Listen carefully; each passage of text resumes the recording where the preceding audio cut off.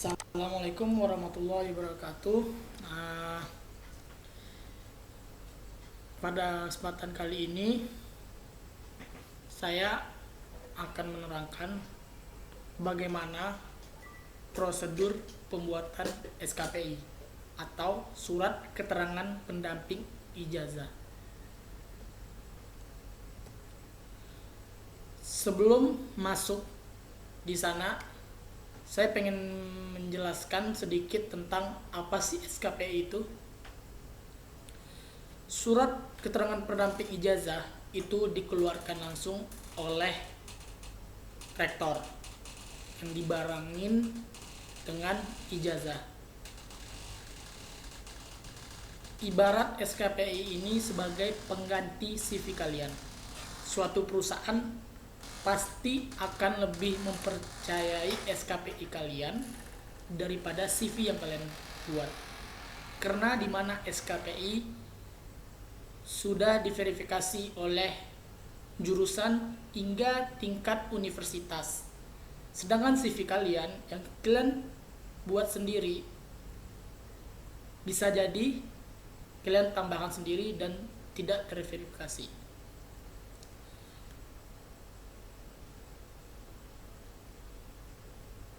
Kita lihat apa sih isi dari SKPI tersebut.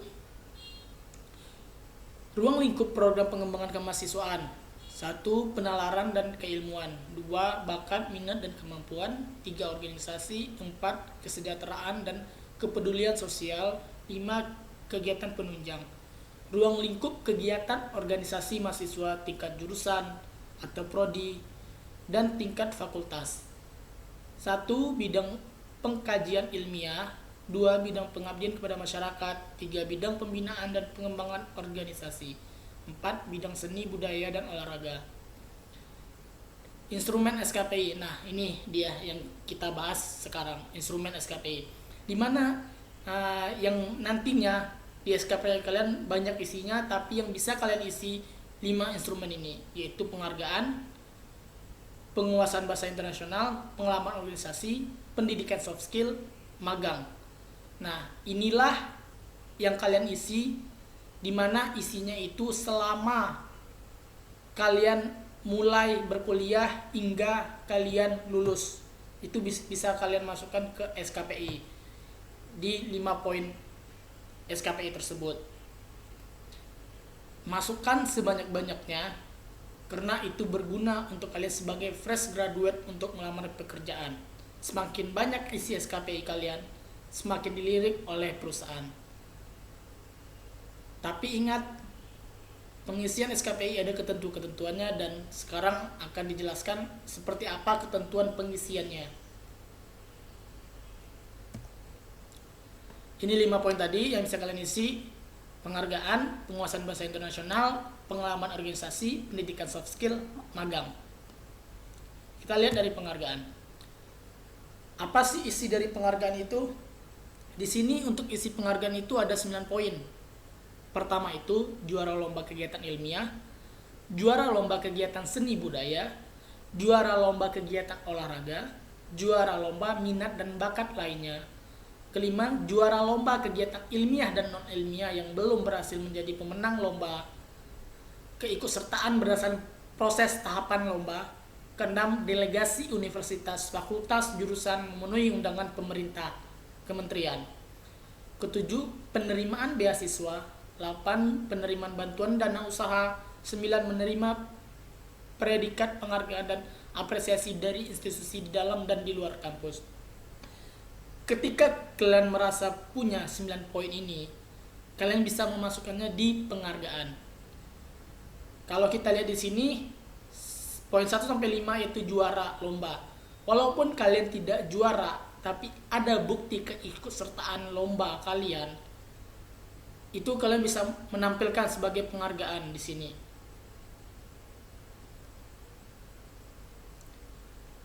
Terus poin keduanya itu penguasaan bahasa internasional. Di sini ada poin kursus bahasa dengan tes kemampuan bahasa, di mana salah satu yang wajib kalian isi. Jika tadi di poin pertama penghargaan, jika kalian tidak ada penghargaan, apa boleh buat, itu bisa dikosongkan. Tapi untuk bahasa internasional, kalian wajib mengisi tes kemampuan bahasa dengan standar lulusan S1 teknik perminyakan, geologi, pertambangan di FTKE minimal 450 yang dikeluarkan oleh pusat bahasa. Nah, di sini yang wajib kalian isi. Tidak boleh kosong. Selain itu, jika kalian punya tes kemampuan bahasa selain bahasa Inggris, mungkin bahasa Prancis, Jerman, Mandarin, kalian bisa masukkan ke sini. Dan juga kursus bahasa juga kalian bisa ikut sertakan di sini. Level berapakah? Terus kemudian pengalaman organisasi. Nah, ini juga salah satu poin yang bisa kalian isi.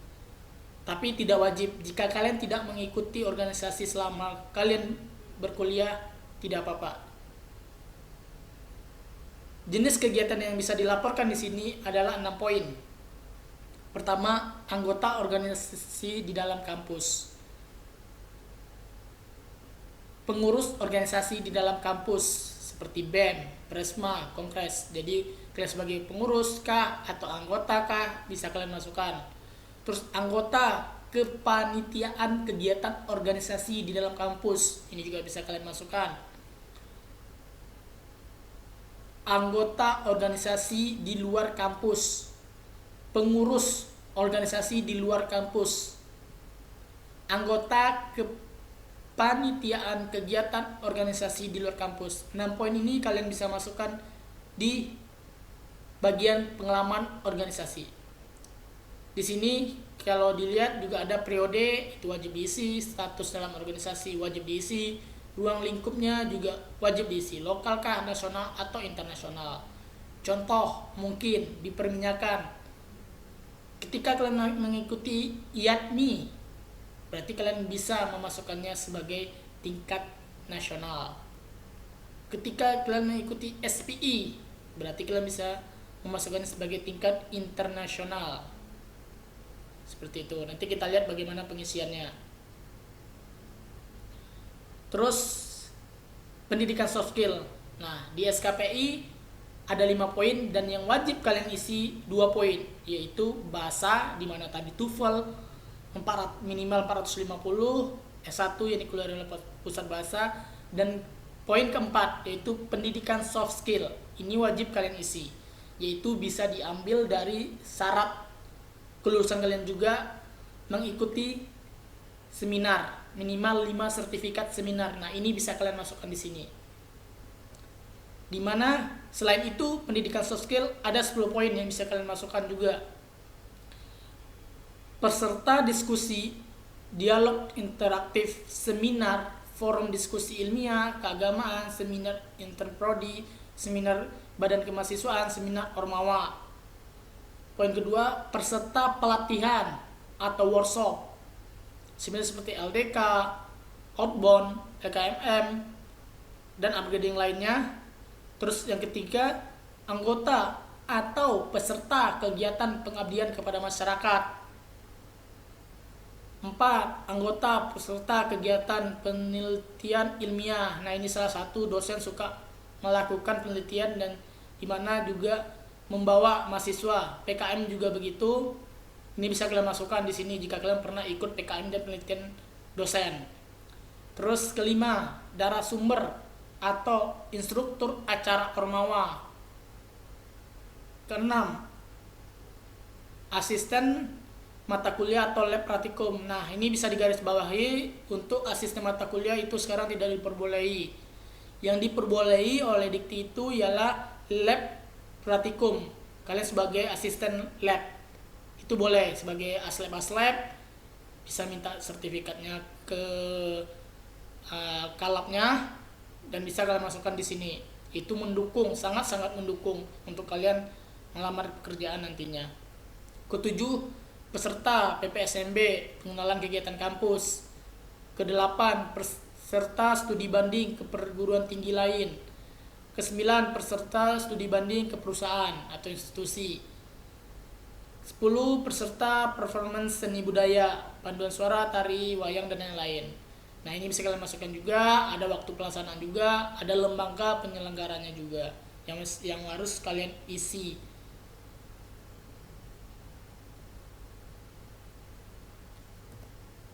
Kemudian di sini untuk magang. Nah, magang yang dapat kalian isi di sini yaitu ketika magang saat kalian libur kuliah, misalnya kalian magang di suatu perusahaan sebulan. Nah, kalian bisa masukkan di sini waktu pelaksanaan, nama perusahaan, skala usahanya seperti apa. Nah, ingat catatan penting di sini. Kegiatan yang termasuk di dalam SKS tidak boleh di-input. Nah, jangan sampai kalian KP, kerja praktek, ada sertifikat, itu bukan magang. Itu bagian dari SKS kalian, bukan magang. Kuliah lapangan juga begitu. Tugas akhir juga. Ekskursi juga. Nah, itu yang tidak bisa kalian masukkan ke magang. Magang real benar kalian mengambil magang saat libur dan itu di luar SKS yang ada. Itu dia magang. Nah, itulah 5 poin yang ada di SKPI yang bisa kalian isi. Dan poin kedua tentang bahasa dan soft skill yang wajib kalian isi. Tidak boleh kosong, karena jika kosong atau soft skill cuma terisi 4, SKPI tidak bakal di-approve dan SKPI kalian tidak bisa di-print. Minimal syaratnya itu 2 itu wajib terisi. Dan yang poin 1, 3, dan 5 opsional. Tapi saya berharap semuanya bisa terisi dan sangat berguna untuk kalian sebagai fresh graduate nantinya mengelamar pekerjaan. Oke, kita lihat di sini contoh pengerjaan SKPI.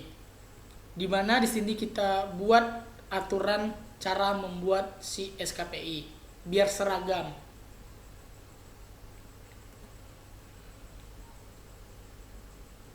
Ketika kalian mengisi SKPI, contoh di penghargaan, di situ ada 2 poin, bahasa Indonesia sama bahasa Inggris. Jika kalian mendapatkan sertifikat dalam bentuk judulnya bahasa Inggris, kalian cukup menuliskan ini bahasa Inggris, di sini bahasa Inggris. Tapi jika kalian mendapatkan judulnya dalam bentuk bahasa Indonesia, kalian wajib mengartikannya dalam bentuk bahasa Inggris. Itu poinnya. Ini ada contoh diberikan oleh tanggal, tingkat, dan bidang. Ini contoh salah satu untuk pengisian penghargaan. Ingat, yang di-approve semua yang mempunyai bukti, sertifikat, yang dimana ada tanda tangan, stempel, yang bisa dipertanggungjawabkan. Contoh, buktinya tidak bisa bentuk, misal kalian foto piala, itu tidak bisa, karena piala itu tidak bisa dipertanggungjawabkan. Dia dikeluarkan oleh siapa, mungkin ada, tapi tidak tahu siapa yang memberikannya. Bukti tanda tangannya, bukti stempel. Makanya bentuk sertifikat yang ada bukti tanda tangan dan stempel. Itu wajib buktinya, bukan foto penghargaan seperti piala kalian, tidak bisa. Organisasi. Nah, untuk organisasi di sini, contoh tadi kayak SPI, cara penulisan SPI-nya bagaimana? Ini contoh cara penulisan SKPI. Karena SPI sudah berbentuk bahasa Inggris, kalian tidak perlu mengartikannya dalam bentuk bahasa Indonesia. Tetap ditulis bahasa Inggris. Tingkatnya kemahasiswaan, jurusan program studi, jabatan seperti apa, dan mulai tahun. Terus bahasa asing. Bahasa asing ini bisa kalian masukkan juga. TOEFL tadi biasa dimasukin TOEFL kah, tingkatnya seperti apa, nilai seperti apa, dan tanggal diperolehnya. Pembentukan karakter. Nah, nih pembentukan karakter. Ingat, semua mesti ditulis awalannya. Contoh seperti penghargaan tadi, juara 2. atau cuma pesertanya. Organisasi juga begitu, dituliskan juga kalian sebagai panitia kah, terutama di pembentukan karakter karena tidak ada petunjuknya di sini kalian sebagai apanya, makanya wajib kalian tulis ini. Contoh ini kalian mesti wajib, kalian sebagai peserta ya udah kalian wajib menulis peserta kuliah tamu. Kutip 2 judulnya apa, casing while drilling, dan bahasa Inggrisnya participant of casing while drilling case lecture. Terus diselenggarakan oleh. Nah, ini nanti bisa kita lihat di slide terakhir, ketentuan penulisan diselenggarakan oleh. Ini kita bisa buat seragam untuk yang dikeluarkan oleh organisasi di dalam kita. IATMI kita bisa nuliskan IATMI SM Trisakti. Ini ketentuan. Perlu kalian tulis Ikatan Alumni Teknik Minyak Indonesia. Cukup disingkat IATMI SM Trisakti. Tanggal mulai, tanggal selesai, equivalent waktu. Ini durasi seminar kalian berapa lama? Rata-rata biasa seminar 3 jam, 4 jam. Ini sesuai seminar yang kalian ikut. Terus sama ini juga, karena judulnya bentuk bahasa Inggris, kalian tidak perlu mengartikannya lagi. Tetap bahasa Inggris dan bahasa Inggris. Tapi ketika ini bahasa Indonesia, kalian wajib mengartikan dalam bentuk bahasa Inggris. Ini keterangan dalam bahasa Inggrisnya. Untuk himpunan, ini sudah disetujui oleh himpunan juga dari masa-masa sebelumnya. Ditetapkan bahwa himpunan kalian bisa menulis Petroleum Engineering Student Body. Untuk presiden mahasiswa, kalian bisa tulis The Student President of Trisakti University. Badan Eksekutif Mahasiswa, BEM, kalian bisa isi The Executive Board Member of Trisakti University. Untuk Ikatan Ahli Teknik Minyak Indonesia, kalian bisa tulis Society of Indonesian Petroleum Engineer. Oke. Terus untuk ketentuan pendidikan karakter atau yang soft skill tadi. Nah, di soft skill kita lihat tadi tuh cara penulisan diselenggarakan oleh. Kalau oleh IATMI, kalian bisa tulis IATMI SM Trisakti.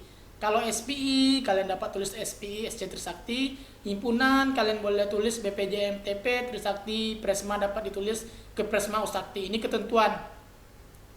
Ini biasanya yang kita revisi oleh yang mengisi SKPI, yang suka tidak di-approve karena kesalahan-kesalahan seperti ini. Kita ingin keseragaman pengisiannya. Oke. Sekian paparan tentang SKPI. Terima kasih. Assalamualaikum warahmatullahi wabarakatuh.